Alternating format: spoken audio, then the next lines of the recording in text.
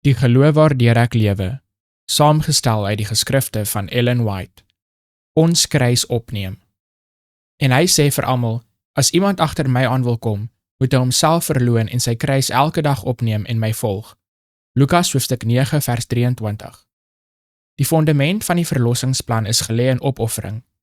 Jesus het die koninklike howe verlaat en arm geword, sodat ons deur sy armoede ryk gemaak kan word. Almal wat hierdie verlossing deel, wat vir hulle gekoop is met so 'n oneindige offer deur die Seun van God, sal die voorbeeld van die ware voorbeeld volg. Christus was die hoeksteen en ons moet op hierdie fondament bou. Elkeen moet 'n gees van selfverloning en selfopoffering hê. Die lewe van Christus op aarde was onselfsugtig. Dit was gekenmerk met vernedering en opoffering. En sal mense, deelgenote van die groot verlossing wat Jesus uit die hemel gekom het om hulle te bring, weier om hulle Here te volg en om deel te hê aan sy selfverloning en opoffering? Is die dienaar groter as sy Here? Toe sê Jesus vir sy disippels, as iemand agter my aan wil kom, moet hy homself verloon en sy kruis opneem en my volg. Matteus hoofstuk 16 vers 24. Ek lei die weg in die pad van selfverloning.